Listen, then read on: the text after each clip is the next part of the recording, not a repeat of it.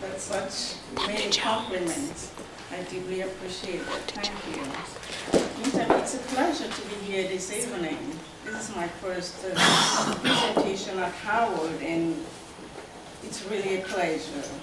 Let me begin by thanking Dr. Jones for bringing me into passionate conversations with poets. It's like a rare germ. The first was Dr. Eddie Shockley of Rutgers at the University in New Jersey, and we communicated by Skype. It was beautiful. And now she's bringing me face-to-face with Dr. Harris. Metusama, is that the other poet? Mm-hmm. Right, I'm sorry. So both poets, now it's face-to-face. It is my pleasure. Welcome both of you to Howard University, and we're really happy you're here. So we will hear your own fine poetry. I'll read one of mine that I thought kind of, when I read it, it kind of touched me deeply. And I talked to Dr. Jones about it, and she said, bring it on, let's read it, let's make it a part of the conversation. So that's why we're here today, and all the audience. I also want to thank, okay, Doctor, I just already did that. I also want to thank Dr. Dana Williams, who organized this, and all the other members of the English department. This is brilliant and beautiful. I wish they'll have it every semester. I don't get to make it here all the time, but it is beautiful. It keeps on the academic conversation, intellectual and everything. When I read Dr. Harris's poem, What Are You? I thought to myself, this poem is very, very deep. Now, why did I think it was so very deep? Deep in the sense that to join the conversation about our identity, blackness, black people, we have to constantly ask questions about where we are from. I'm from Cameroon, Africa. That makes a little bit of difference because it brings in the diaspora experience into it. Okay, Dr. Harris's poem, What Are You? Responds to the quest for a constant search of self, identity, and ancestral lineage in this poem. With all this mingled with landscape, geography, and the variety of languages that the speaker in the poem identifies with, which is quite amazing.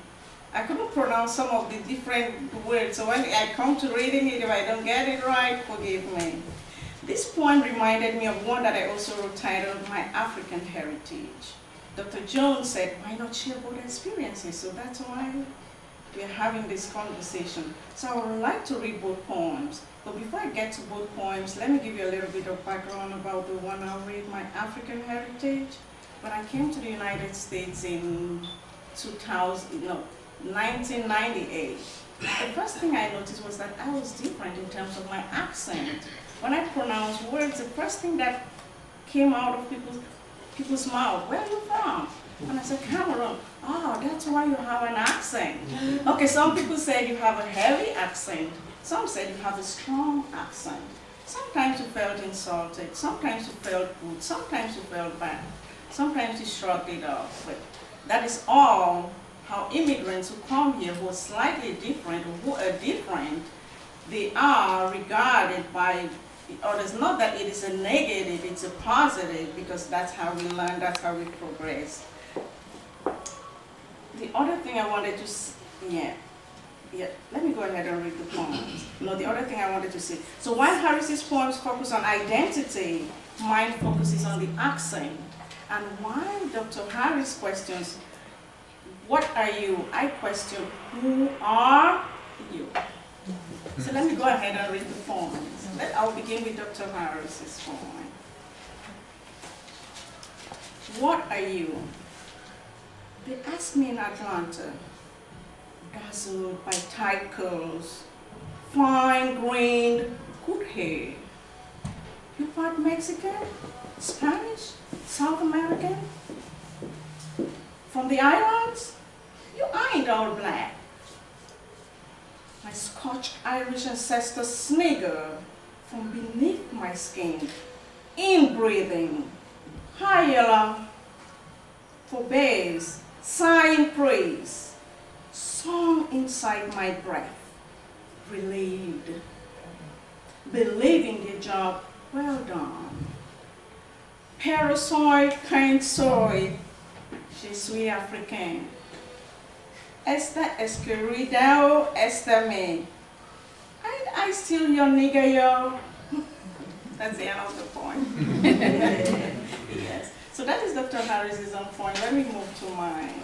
All right. Mine is slightly longer, but it's titled My African Heritage. I am black, deep black, charcoal black, ebony black, like the roots of my African heritage. They claim that my tongue is heavy, saying that I have a strong one, but I look them in the face and say, my tongue is my African pride, where I come from the hills and valleys of Belo, Jinicum, and Fundong. I am my heritage, just as you are a product of your own rich cultural heritage.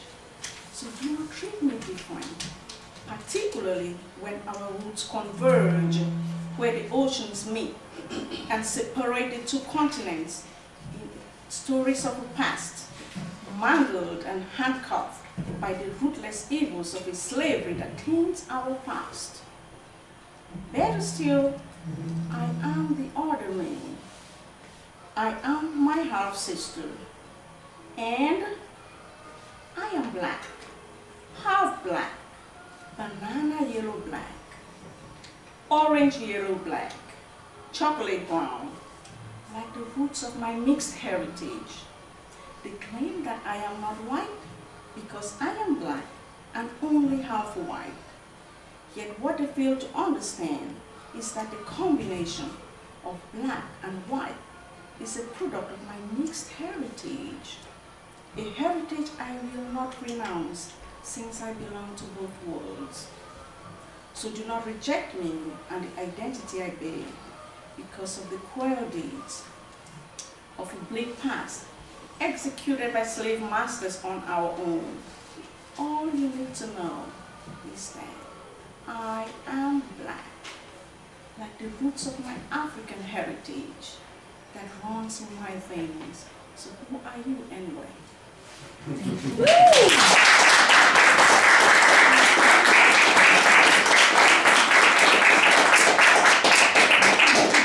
Thank you, Irma.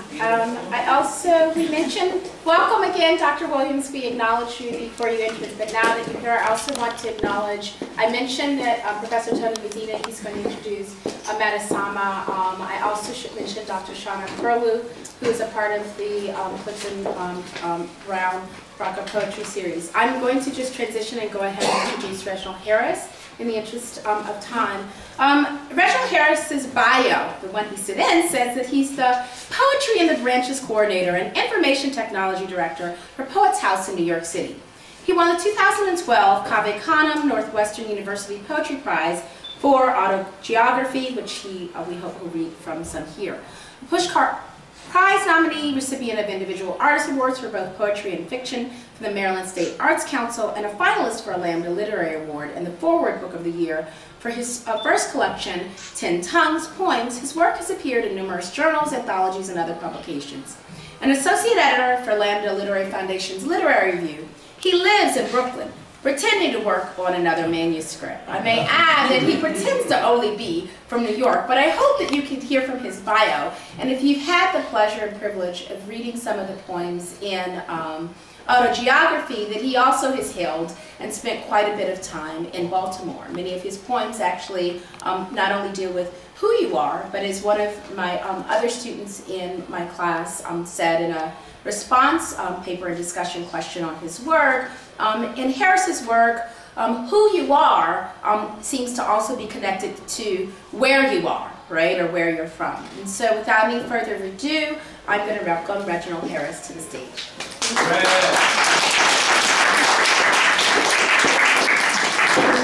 Thank you. Let me get this.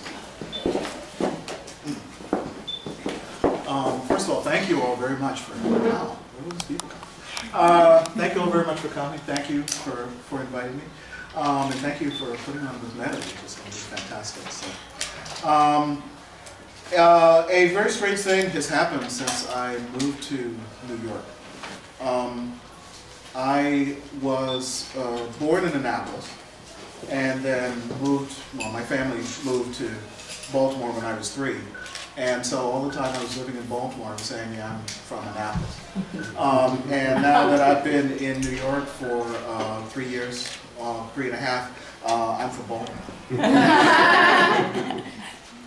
So thank you for inviting a Baltimorean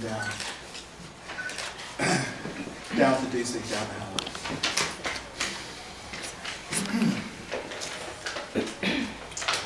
Approaching Baltimore. Magic City got that Magic City, y'all. Magic City got that Magic City, y'all. Magic City got that Magic City, y'all. Magic City got that Magic City, y'all. How the road leads back to where I'm from. The imploded high-rise, empty houses, rows of busted teeth and a crooked smile, trash-filled corner lots, ghetto Chinese, yakame with ketchup, with or without egg, 6 wings and fries. Black-clad homeboys swimming down the block calling, loose wands, Magic City got that Magic City, y'all, as they pull up sagging baggies, bop away. No easy way into this ugly beauty, once elegant lady in a tattered dress. Magic City got that Magic City, y'all. No sweeping vistas from any approach. The highway curves and there, a tangle of overpasses, bombed out streets behind a scrim of abandoned steel mills and auto plants, unused loading docks. Magic. Learn to live with, love imperfection, the close enough to right, whatever will make do. Magic City got that Magic City, y'all. Handsome men with nice scars across the face, exhausted women dragging 3 tattered children down the street. What happens to a dream transferred, outsourced, shuttered, boarded up? Which ways take you in and which way out? And what grows there? Magic City got that Magic City, y'all. Magic City got that Magic City, y'all. Magic City got that Magic City. Right.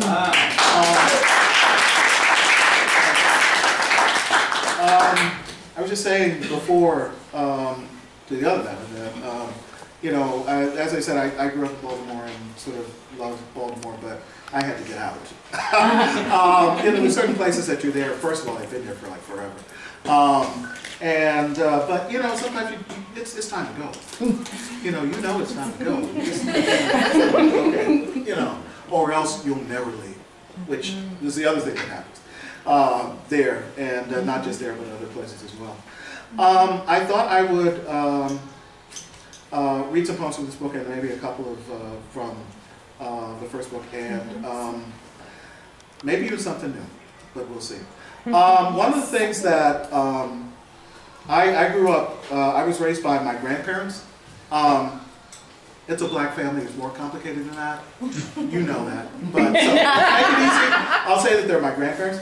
And so I heard a lot of their stories and their music. So I probably know as much or more about their music, music from the 40s and 30s and 20s, that I do about, I guess, my own, if you will. So,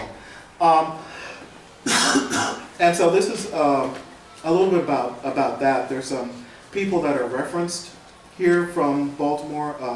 Chick Webb, the band leader who discovered Ella Fitzgerald, Cab Calloway, and of course Billie Holiday, who, despite what that fake birth certificate says, is from Baltimore. Philadelphia. And her birthday was recently too. Oh yeah, that's right. Okay, Billie Holiday turns 100 next. The 100th anniversary of her birth is next year. Prepare yourself. Okay, prepare now. Just get started because it's going to be. We have to do something. Anthology.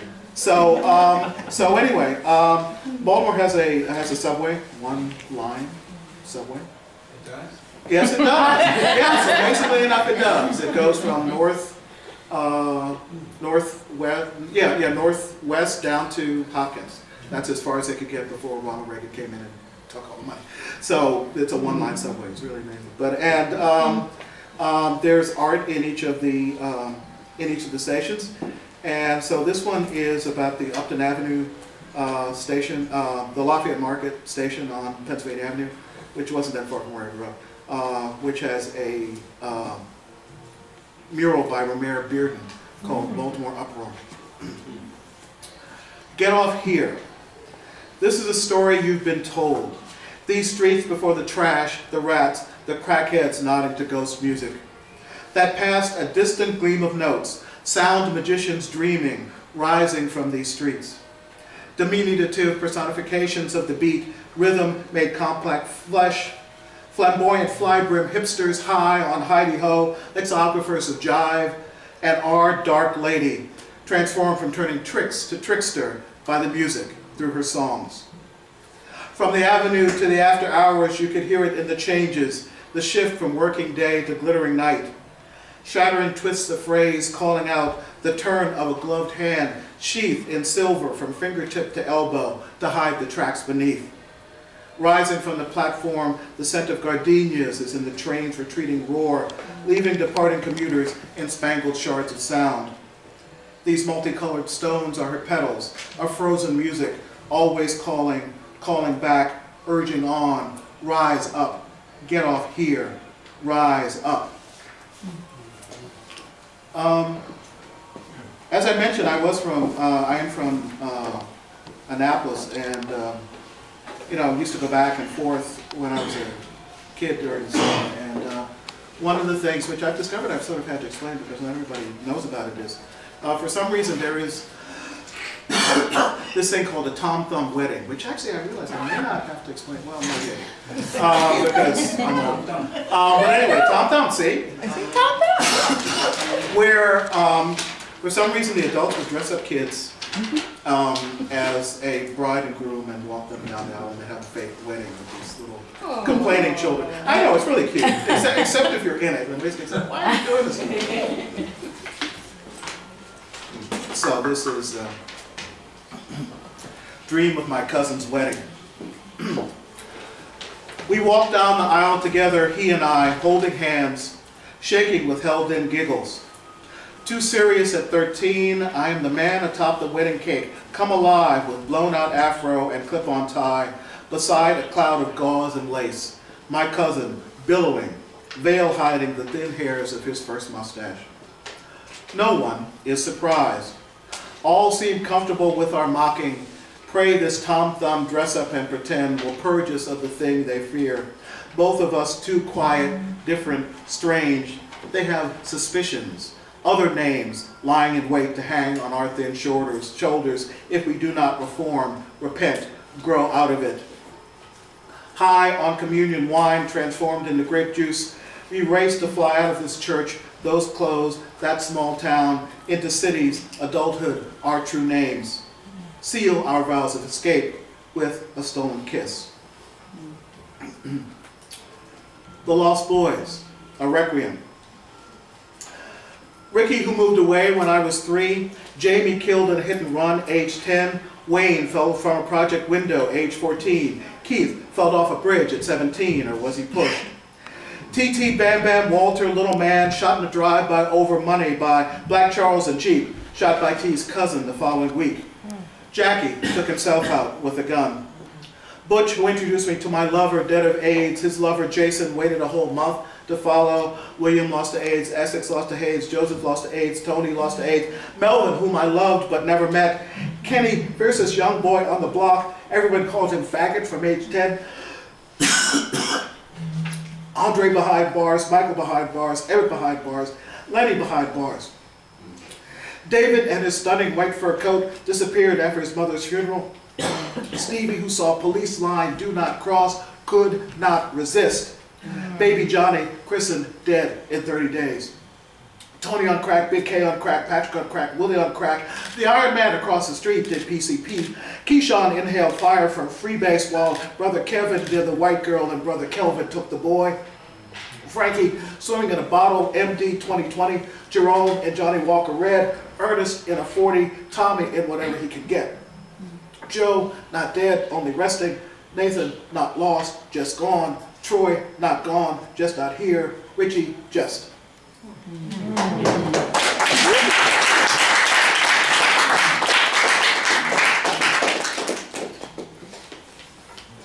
I'm blaming the pollen. What's the pollen?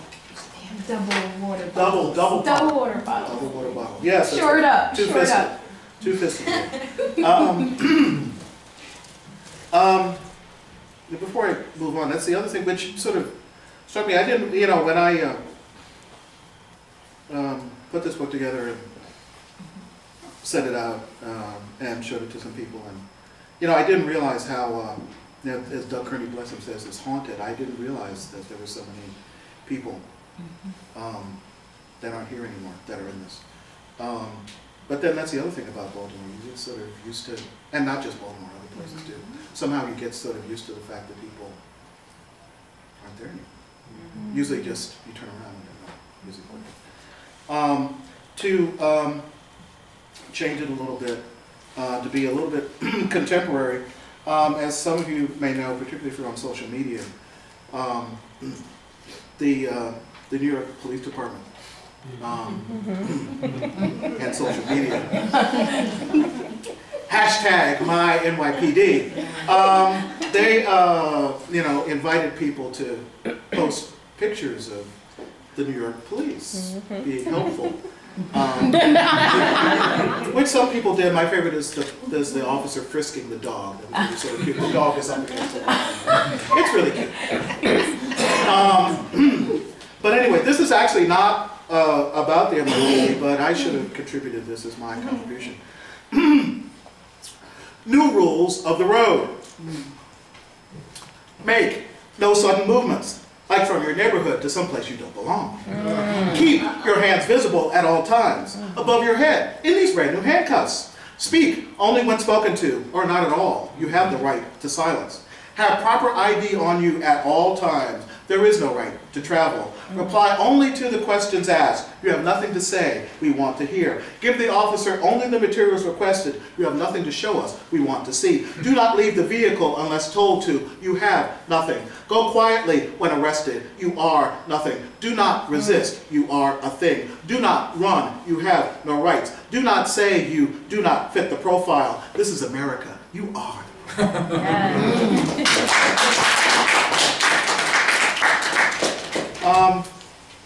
Since I'm back in the area, I wanted to read this older poem in honor of my grandfather,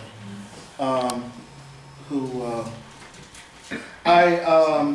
not this one, but I was fortunate enough to do a reading with him in the room, and he said, "Oh, I didn't know you were paying attention." I said, "Yes, because when you're a certain age, sort of like all the old people are talking about, and now, but it sort of seeps in, and then you come back years later and go, oh yeah, that's what they meant. They were pretty smart. Not that you would actually say that to them, because then they can talk to you more, but there are things that you miss, and sometimes you go, I wish I could ask questions. Maybe I should ask, but anyway, so this is the reading. Words remain a mystery to him, forced to turn from one-room schoolhouse to fields after grade 8. Words came from preachers, God, some unseen somewhere else. And now this boy, approaching middle age, reading him a poem about the past. The years of bouncing vans across the South, eating in the back of restaurants, pissing in the woods, sleeping in the truck or with strangers while the white owner settled into a hotel. The taxi driver playing ferryman for others across the city, called first colored, then Negro, then black. He hated that. Now African American. We are a people of color, he still insists. The ones who never tipped. The whites who called out nigger from the window, then turned and said, oh, I don't mean you. The women gone. Mother lost to madness. First life lost to madness. Second wife consumed by old age, uncomfortably like madness. Gone. Son in California. Daughters dead. Grandchildren's seeds scattered on a shifting breeze. Only one is left. Not even his blood, her kin, dropped on them like Isaac on Abraham and Sarah. past the age when both could think of flowering. One who returns with increased infrequency to talk, cook, watch a ball game, half listen to his stories, and cast them later into lines upon a page. For all his book learning, dumbstruck before the wisdom of this man called illiterate behind his back. The voice reading quivers, stops. You write that? A nod and shrug, a whispered yes. Pages fold with a sound like cracking eggshells. He nods and clears his throat. Read another one, he says.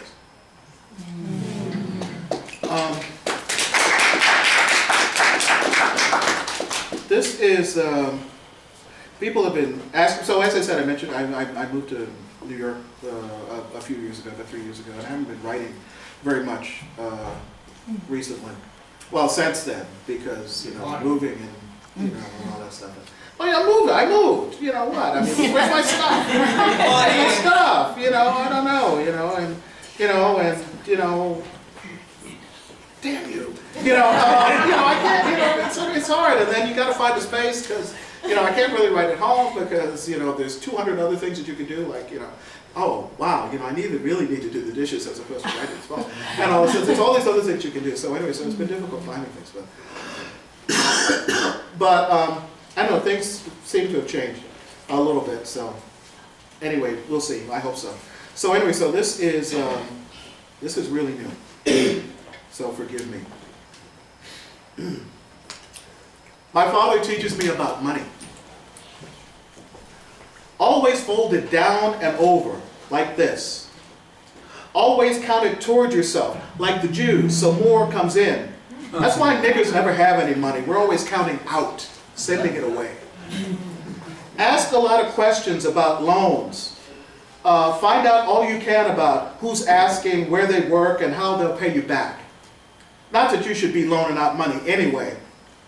And never ask for money, help, or anything. Be a man. Stand up on your own too. Whatever you ask for or get promised, you most likely won't get anyway. A hand, a kiss, an hour of their time, nothing. But you go ahead and promise them. Promise anything, everything, more than you can give. Let your mouth write all the checks it wants.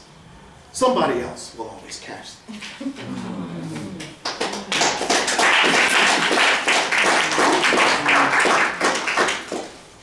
Want to steal something from someone else and say this is your 2-poem warning.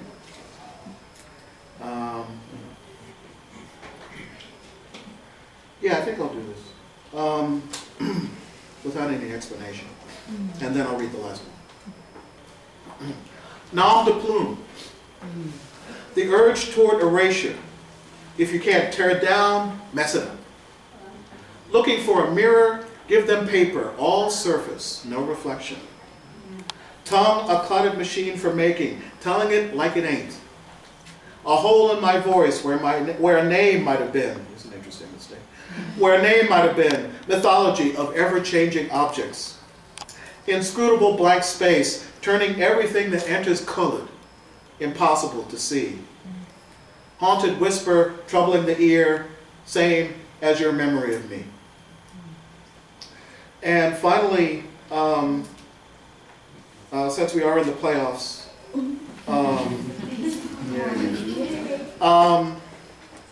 this is more of an homage actually than an attempt to even recreate it, because that's impossible. In 1983, Marvin Gaye sang the Star Spangled Banner at the NBA All-Star game, and some people sort of nodding because it's just go, just watch it. Just it's incredible. So this is a thank you more than anything else. It's not even an attempt, but anyway, this is a thank you poem to them. Marvin Gaye sings the Star Spangled Banner. This is about love, about pain, about how sweet it is, the real thing, direct, unrequited, one-sided. Can I get a witness? But he's known one more heartache. He knows all about that. About love trapped in the blood, no getaway. Even after you've gone, leave her, my mistake. Leave town, was to love you. Leave the country, when did you stop loving me? Marvin sings, "If This World Were Mine." He knows words can lie, conceal, heard it through the grapevine. Makes this song a promissory note, makes midnight love to the dream, hushed, sensual, slow healing.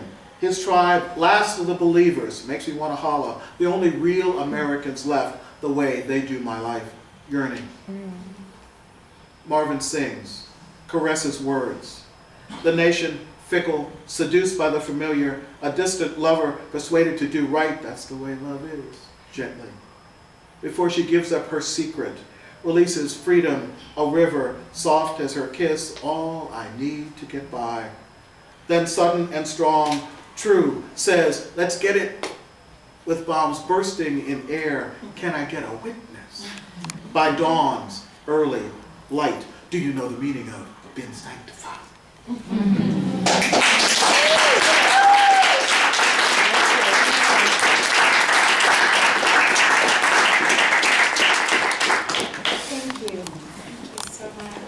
Now I'm going to ask Medina to come forward to introduce Meta Salman. While he's coming forward, I should say that kind of Medina made the cross move from New York here. We got him back to DC, and Howard hasn't let him go. And I should have mentioned that that one of the connections between Professor Medina and you, Reginald, is that you were published in his co-edited Roll Call anthology, and also in the co-edited Mel's anthology. So, you're up. Mr. Kim.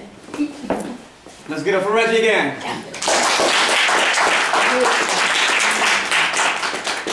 I feel good to be here, to have people like Reggie Harris come here. He's had me at the Pratt Library in Baltimore, like about, what, in the span of 15 years, like about 3 or 4 times. Let's give it up for all the students who sacrificed the last day of class.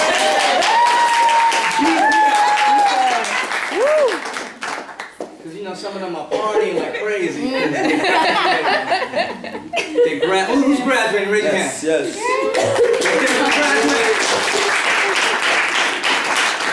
And for Paul Hebert, who gave me that big bottle of wine.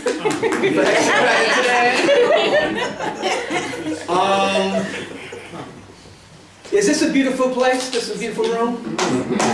Let's thank Mr. Baker of Childers Art Gallery. This has been an incredible series that we launched this spring, this April.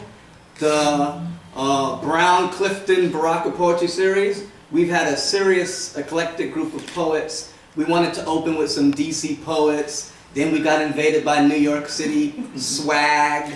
And then we had the poet laureate of the first black poet laureate of the state of Kentucky, Frank X. Walker. And now we're closing it out with 2 dynamic people. Reggie Harris, who I've known for at least 15 years already. And the last time we hung out together, we got so blitzed. And my car was in this garage in Baltimore, and I could not get into the garage, and we had to like crawl under or do something. I don't know how I got the car back. We went on set. All right. But it was just insane. We ended up eating at this place, and then it turned into like a comedy club. Remember? Forget about it. All right. But before we do that, we want to thank all of the DC poets that are here today. Can you raise your hand? There's a lot of DC poets in the area that are here. Yeah. North Carolina. We have poets driving in from North Carolina to be here today. We want to thank our great leader in the Department of English at Howard University, Dr. Dana Williams. Who made it possible for us to, she got the dolomites, the dollars to do this.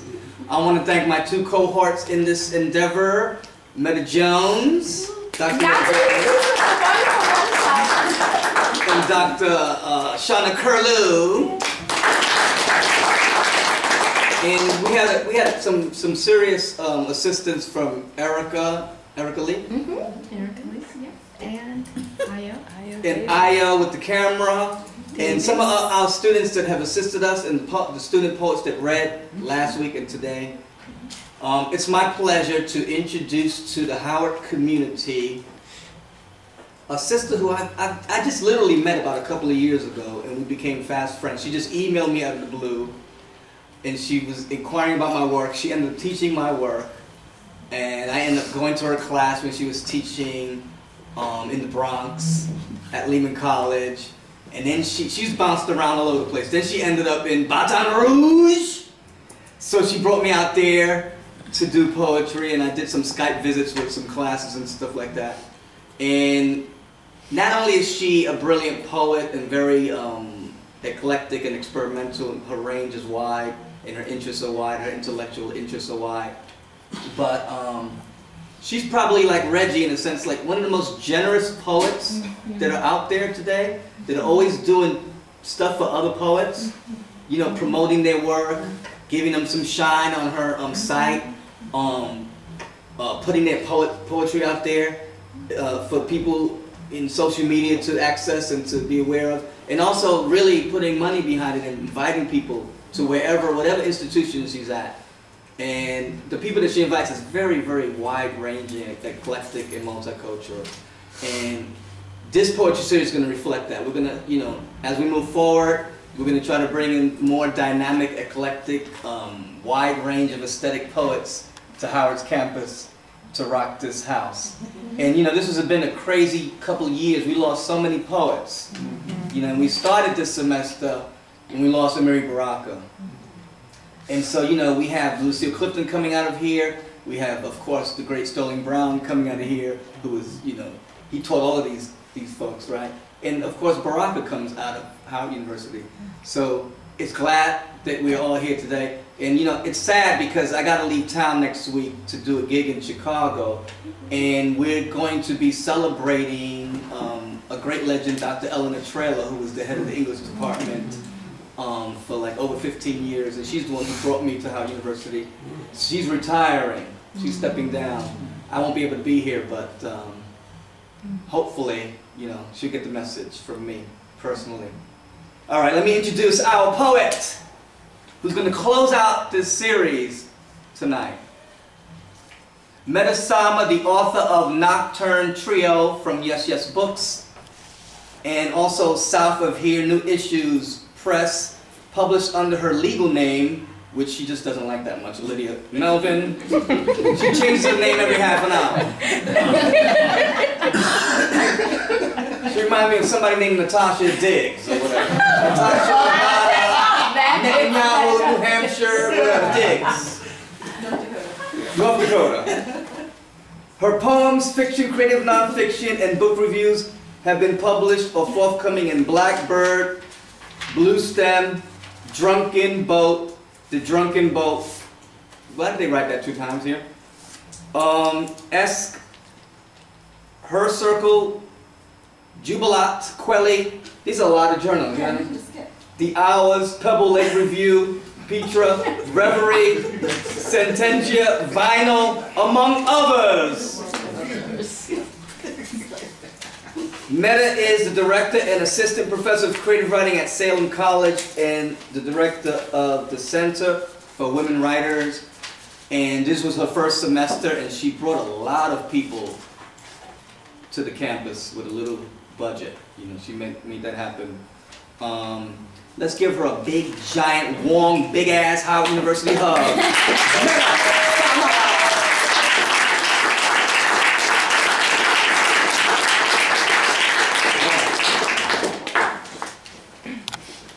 right, well, thank you for inviting me to come here.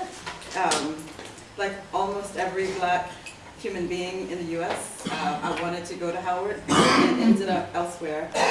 So this is the first time I've actually stepped on this campus, which is really quite exciting to me. I came here when I was 15. My brother-in-law drove me here. You know, and he was just driving and, you know, kind of gestured and said, "That's Howard." So it's really quite wonderful for me to be here.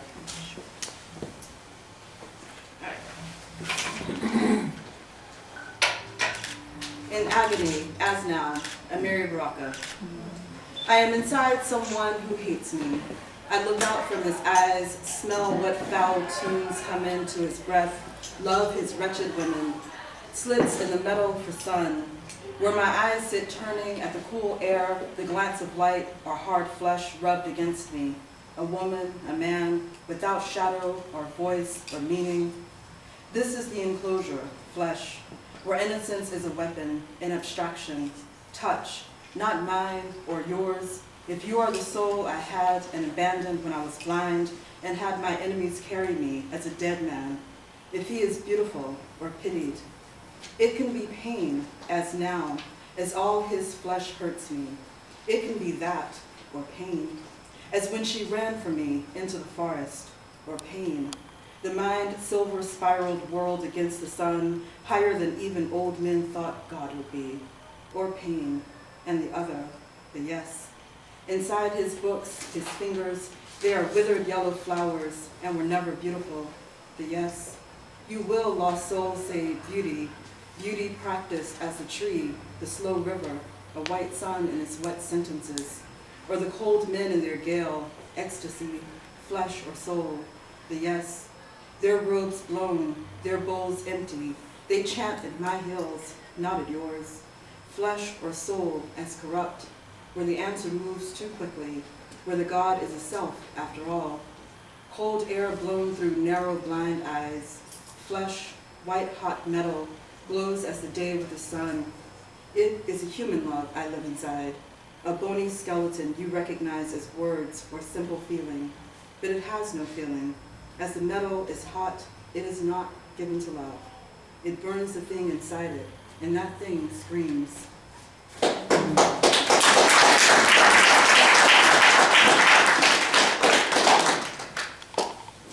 Sympathy, my friend, a disease. One abnormal cell rapidly reproducing, the catalyst of regeneration, pain, a blemish on the cheek, pain, a blemish on the eye, refusing to go straight, a gimp leg, a bevy of biological names, chemical formulas, a frozen smile reported to the local authorities. Sympathy, my friend, an inability to remove the sheet from the mirror. When I leave this world, I won't miss a thing. The cheap formalities, the regret of being what I'll never know, the cusp of something indefinite, ash trapped in the lungs. Some cancers are easy to discover, impossible to cure. Some of us are left nameless, and sympathy, my friend, the bill at the end of a long stay, a misfired gaze, clogged arteries, the heart, damn it, the uncontrollable heart. Stiff underwater. There is an apple on the table no one's teeth will touch. There is a frog on the stove listening for condensation. There is a 24-hour diner missing time. There, a violin being kicked along the sidewalk is out of tune. There, a full moon in the morning, a sun on a swing. There, a pile of crowns, and there, a cantaloupe fractured in thirds. A crowd of flies swarm. There, ants, red and mellow and black and not. And there, a cigarette, disillusioned, talks of underwater thirst. Something stinks of blackness, of blossoms, of bananas, clothes on the line, stiff in the wind. There in the cafe across the street, the whores drink coffee, the coffee drinks itself. Dali, alive, yes, and still dead. There is order, yes, here, right over here, there is order. So this is a ghazal, and I have a weird relationship with received form, with formal form. There's part of me that thinks that, you know, it has this place that, you know, sonnets were created in the time that it was created to, you know, kind of explain the place. And so I'm always kind of fucking up form, sometimes not on purpose. And so, so that happened with this ghazal. And the ghazal is a Urdu or Persian form, depending on who claims it, where the last word in the line repeats, and then you have to call on yourself in the poem. And as Tony said, I changed my name. Well, not every, did you say 30 seconds, 3 hours? 3 hours? I used to change my name every 3 years. So when I wrote this poem, I was Jade. So that's the that's the name that you will, no, that's Blue Ivy, that you'll hear at the end. And the form also ends up getting a little corrupted because, you know, it's called sign, signifier, signify, signified, an American African guzzle. I've heard death is a white man in black tie, a man captive in a trick of black. I hear myth, an earthworm moving an inch at a time, urging black earth aside. Elms in winter displaced heat turn black as damaged snow. In theaters before curtains release and withdraw from black, music lingers, intactly absent. Silence, exercise patience. How does black myth survive? I hear a black man in red face, red stripes slashing through hair is death. Black mothers in kitchens seduce flour into loaves of bread. And men, black as coal, squeeze the necks of cotton stalks, anticipate struggle, create black gospel, black blues, black jazz, hear music's possibilities. Unrelenting black whips damage myth their beaten backs. In Europe, the black plague created black deaths 200 years prior to Shakespeare's Othello, belated birthday Shakespeare. The black Moor strangled his wife prior to the introduction of black comedy. Before the stock market collapsed in '87, brokers held Monday until it too could become black. Waiting around for another invention, Mel lost his innocence to black. Then black sex, black satire, black ice. Too clever for this setup? Soon dawn will erupt, precise, breathtaking, the of black. And here we linger in black images, repeating phrases as if they are truth, as if the structural design of words hold black like fear. The myths fall in on themselves. But how we hunt for the blackest diamonds, the blackest metaphor. Strangers live resilient under interstate overpasses, black as exhaust in valleys of ash buds. Heavy as rain clouds, infinite as nebula. On the corner, a black man contains himself in wilting dust particles, jaded as tossed napkins, spare change, coffee, crows.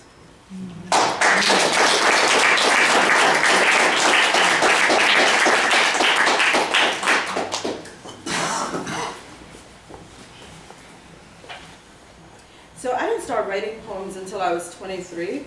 Last year? 23 of 23. 23 years old, you know, back in the 90s. Is that right? Yeah, in the 90s. And I was a political science and French major, and then kind of decided that I wanted to use the other side of my brain. So I switched over to creative writing. But I mean, it was like a year and a half, then I went to graduate school and wrote this book. And because, you know, graduate school kind of changes you sometimes, you know, like the thing that you don't want to be, you become. I became a little less raw, I suppose. But I wanted to incorporate some poems from my undergraduate life into this book, and this is one of them. It's called The Sound of Evolution. And don't we all wonder, Tuesday could be truth. You could pack my rationale on ice in the desert, sterilize my thoughts, damn me for breathing the lines in my face, or leave me. Who knows the difference between deboning a fish and gutting the hooks out of your tongue? The sound of Tchaikovsky's voice in C minor or B flat. A train derailed in Michigan, but tracks remain the same, like you. Tread under the dirt in my fingernails, watch an otter wake suddenly, pause. Did you know stars are only particles of dust? They exist for show and listen to the chaos of me. I feel like a mole on the underside of a stranger's arm,